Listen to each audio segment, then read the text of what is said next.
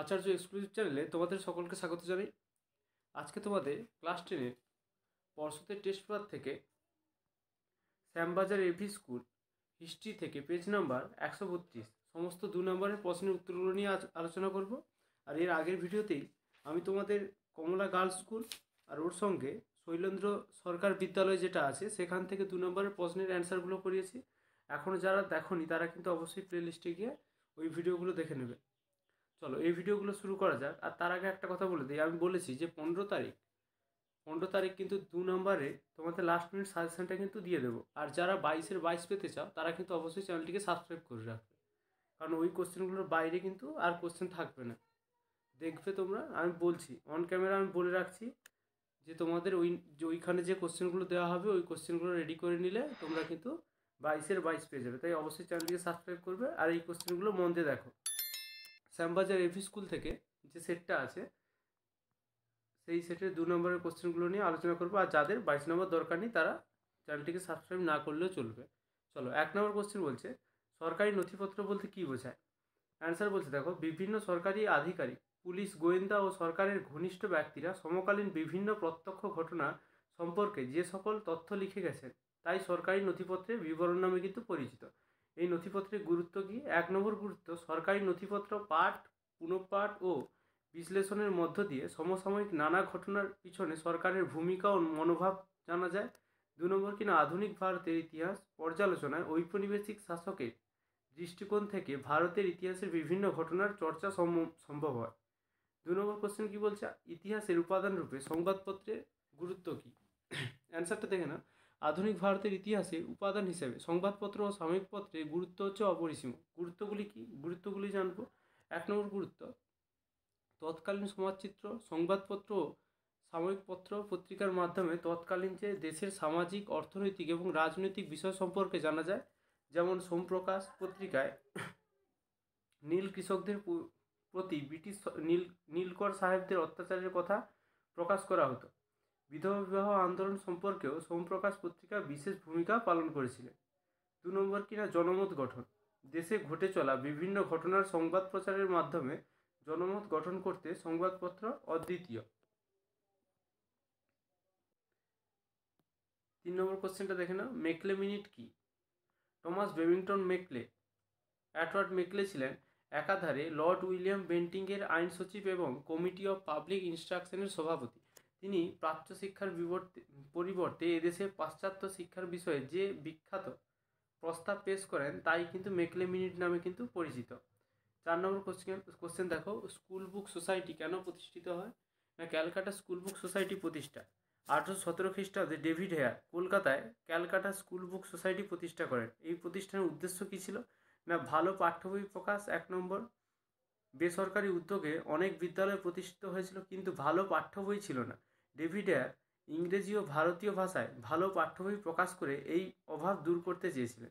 2 নম্বর হচ্ছে শিক্ষার প্রসার ঘটানো। ডেভিড হেয়ার অল্প দামে আবার কখনো বিনামূল্যে বই দিয়েছিলেন। আসলে তার উদ্দেশ্য ছিল পাঠ্য বই প্রকাশ করে শিক্ষার প্রসার ঘটানো।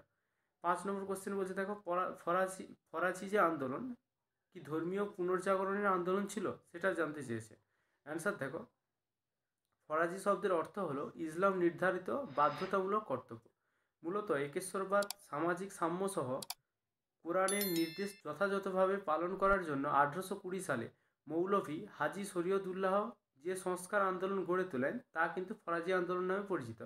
সুতরাং এই আন্দোলনের প্রধান লক্ষ্যই ছিল ইসলামের শুদ্ধিকরণ করে ধর্মীয় পুনর্জাগরণ ঘটানো। তবে শরীয়তুল্লাহের মৃত্যুর পর তার পুত্র মোহাম্মদ মুহসিন বা দুদু মিয়া এই আন্দোলনকে কিন্তু অত্যাচারী জমিদার ও নীলকরদের বিরুদ্ধে একটি শক্তিশালী কৃষক আন্দোলনে পরিণত করেন।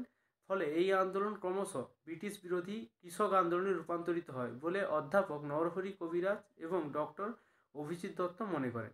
প্রথমে এটি কিন্তু ইসলামের শুদ্ধিকরণ নামে মানে ধর্মীয় হিসেবে শুরু হলেও পরে কিন্তু ব্রিটিশ বিরোধী কৃষক আন্দোলনে রূপান্তরিত হয়।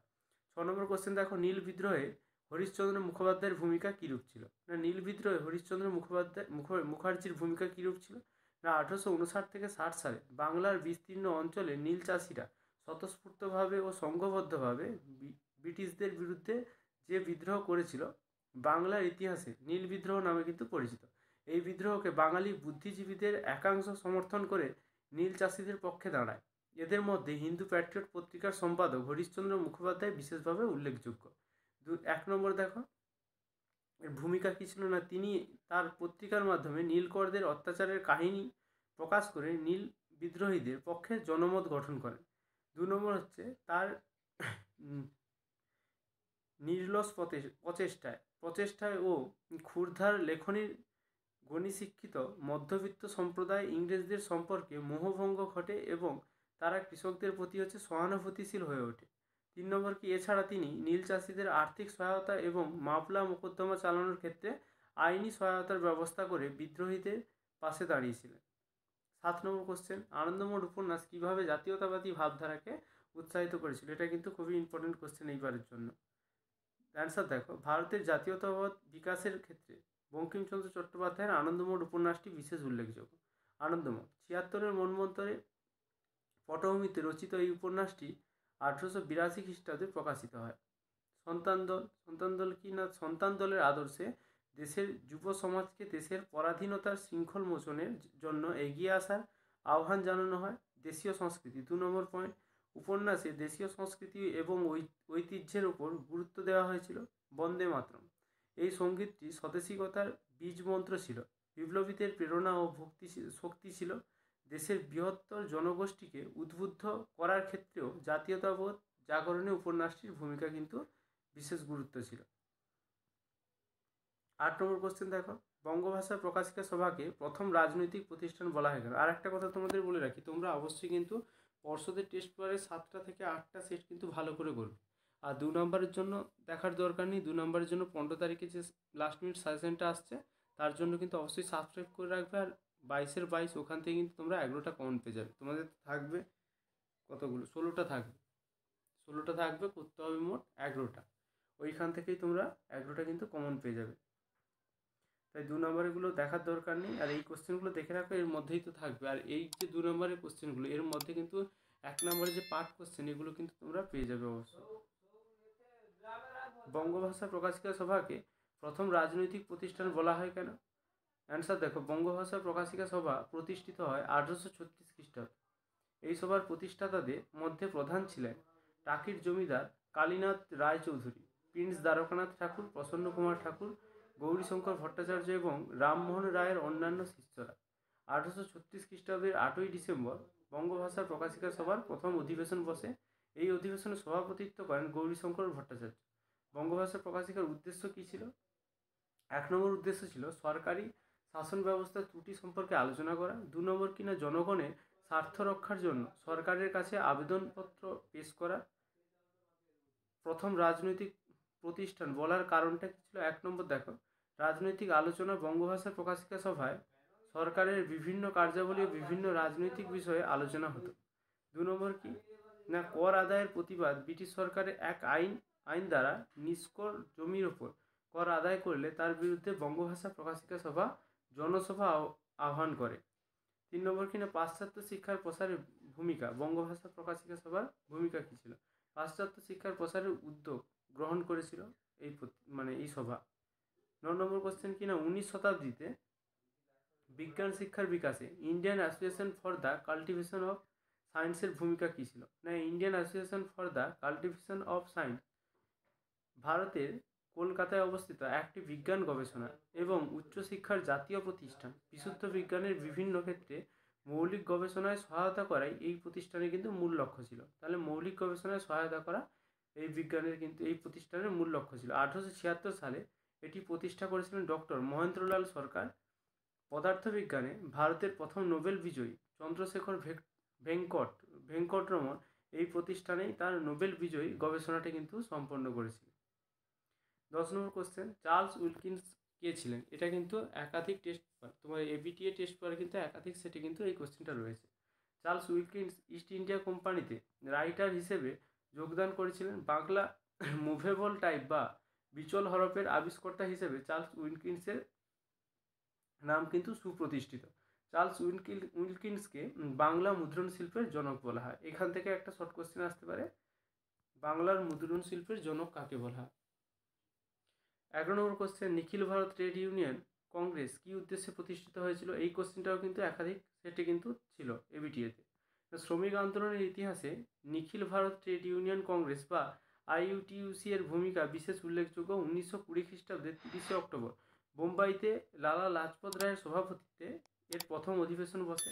প্রতিষ্ঠার উদ্দেশ্য কী ছিল না, প্রাচীনকাল থেকে ভারতের শ্রমিক শ্রেণীর অস্তিত্ব থাকলেও ব্রিটিশ আমলে আধুনিক শিল্প প্রতিষ্ঠা বা ফিনান্স পুঁজির বিকাশের ফলে শ্রমিক শ্রেণীর উত্থান ঘটে। আর এই যে কোশ্চেনগুলো, এই কোশ্চেনগুলো কিন্তু তোমরা 5 নম্বর 4 নম্বরের যে কোশ্চেনগুলো আছে, 4 নম্বরের পার্ট কোশ্চেন এবং 8 নম্বরের যে 5+3 যে কোশ্চেনগুলো, সেখানে কিন্তু এই কোশ্চেনগুলো তোমরা কিন্তু পাবে।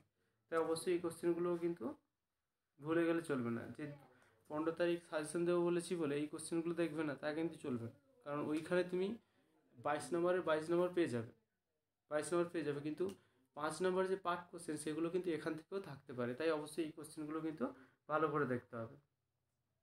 1 নম্বর দেখো, এই শ্রমিক শ্রেণীর অবস্থা ছিল শোচনীয়। তাদের বেতন ছিল কম, থাকতে হতো অস্বাস্থ্যকর পরিবেশে, তাদের কাজের সময়সীমা ছিল 12 ঘন্টা এবং জীবন জীবিকার কোনো নিরাপত্তা ছিল না। 2 নম্বর কিনা, ব্রিটিশ সরকার শ্রমিক কল্যাণের উদ্দেশ্যে কারখানা আইন সহ বিভিন্ন আইন পাস করলেও তাতে শ্রমিকরা খুব বেশি লাভবান হয়নি। ফলে তাদের মধ্যে ক্ষোভ জমতে থাকে এবং বিচ্ছিন্নভাবে কিছু ধর্মঘটও হয়। চিত্তরঞ্জন দাস, জওহরলাল নেহেরু, সুভাষচন্দ্র বসু প্রমুখ নেতৃবৃন্দ শ্রমিকদের সংগঠিত করে জাতীয় আন্দোলনের সঙ্গে যুক্ত করতে সচেষ্ট হন। এইভাবে ভারতের শ্রমিক শ্রেণীর ঐক্যবদ্ধ বিক্ষোভ প্রকাশের মাধ্যম হিসাবে আইইউটিইউসি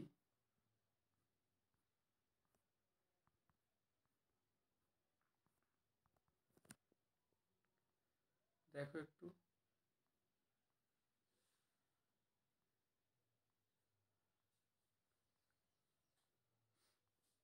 আইইউটিইউসির জন্ম হয়েছিল, যার মাধ্যমে কি শ্রমিক আন্দোলন একটি নির্দিষ্ট পথে পরিচালিত হয়েছিল।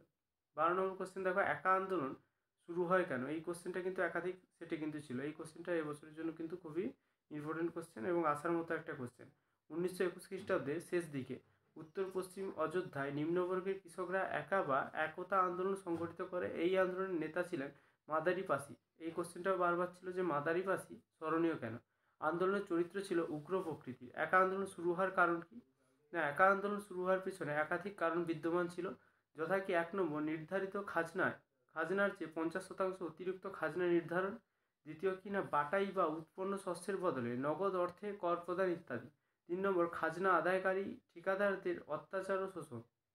4 নম্বর কোশ্চেন, রশিদ আলী দিবস কেন পালিত হয়, এই কোশ্চেনটাও একাধিক সেটে আছে দেখতে পাচ্ছি এবং পর্ষদের টেস্ট পেপারেও কিন্তু এই কোশ্চেনটা আছে এবং 2018 সালের কোশ্চেন কিন্তু এটা। রশিদ আলী ছিলেন আজাদ হিন্দ বাহিনীর ক্যাপ্টেন। ব্রিটিশ সরকারের সামরিক আদালতে তাকে 7 বছর কারাদণ্ড দেওয়া হয়। তার প্রতিবাদে 1946 খ্রিস্টাব্দে 11 থেকে 13ই ফেব্রুয়ারি কলকাতায় গণ আন্দোলন হয় এবং 12ই ফেব্রুয়ারি রশিদ আলী দিবস হিসেবে কিন্তু পালিত হয়। 14 নম্বর কোশ্চেন দেখো, 1905 খ্রিস্টাব্দে 16ই অক্টোবর বাংলার নারী সমাজ কেন অরন্ধন পালন করে না। 16ই অক্টোবর 1905 খ্রিস্টাব্দে সরকারিভাবে বঙ্গভঙ্গ কার্যকর করার দিনে প্রতিবাদের প্রতীক হিসেবে বাঙালি মহিলারা অরন্ধন ব্রত পালন করেন। মহিলারা রাখি বন্ধন এর মাধ্যমে সাম্প্রদায়িক ঐক্যকে মজবুত করা এবং বিদেশি দ্রব্য বর্জনের সিদ্ধান্ত নিয়েছিলেন। 15 নম্বর কোশ্চেন দেখো, 1950 সালে কেন নেহরু লিয়াকত চুক্তি স্বাক্ষর হয়েছিল। এই যে নেহরু লিয়াকত চুক্তি গুরুত্ব কি আর এই নেহরু লিয়াকত চুক্তিটা কেন স্বাক্ষরিত হয়েছিল, এই কোশ্চেনটা কিন্তু একাধিক সেটে রয়েছে।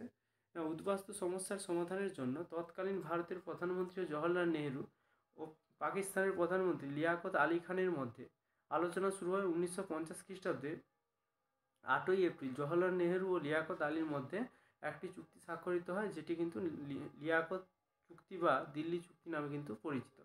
16 নম্বর কোশ্চেন, এই কোশ্চেনটাও একাধিক সেটে রয়েছে। অন্ধ্র অঞ্চলের ভাষাভিত্তিক প্রদেশ গঠনের দাবিতে আন্দোলন করে বিখ্যাত হয়েছেন পাত্তি শ্রীরামালু। স্মরণীয় হওয়ার কারণ কিনা, 1952 খ্রিস্টাব্দে 19 অক্টোবর তেলেগু ভাষাভাষীদের জন্য স্বতন্ত্র অন্ধ্রপ্রদেশ গঠনের জন্য দাবি তুলে তিনি আমরণ অনশন শুরু করেন। 58 দিন অনশনের পর তার মৃত্যু হয়। তার মৃত্যুর পর অন্ধ্রপ্রদেশের দাবিতে প্রবল বিক্ষোভ শুরু হয়। এর ফলস্বরূপ ভারত সরকার 18ই ডিসেম্বর অন্ধ্রপ্রদেশ নামে রাজ্য গঠনের সিদ্ধান্ত গ্রহণ করে। এবং 1953 খ্রিস্টাব্দের 1 অক্টোবর অন্ধ্রপ্রদেশ রাজ্য গঠিত হয়। ভাষাভিত্তিক রাজ্য গঠনের দাবিতে তার এই আন্দোলনের জন্য পাত্তি সিনামালু কিন্তু অমরজীবী উপাধি লাভ করে। এই ছিল তোমাদের শ্যামবাজার এভি স্কুল থেকে যে সমস্ত 2 নম্বরের কোশ্চেন, সেই কোশ্চেনের অ্যান্সারগুলো। অবশ্যই চ্যানেলটিকে সাবস্ক্রাইব করে নেবে, কারণ এরপরে আর তোমাদের হিস্ট্রি থেকে 2 নম্বরের যে কোশ্চেনগুলো আছে সেগুলো দেবো না। একদম হচ্ছে 15 তারিখে যে লাস্ট মিনিট সাজেশনটা সেটা নিয়ে আসবো। অবশ্যই চ্যানেলটিকে সাবস্ক্রাইব করে রাখবে আর ভালো করে মন দিয়ে পড়াশোনা করো। আর জিওগ্রাফি থেকে যে সমস্ত 2 নম্বরের কোশ্চেন এবং 5 নম্বরের কোশ্চেনগুলো হবে সেগুলোরও কিন্তু লাস্ট মিনিট সাজেশন নিয়ে আসবো। তাই অবশ্যই চ্যানেলটিকে সাবস্ক্রাইব করে রাখো। Thank you. ভালো করে পড়াশোনা করো।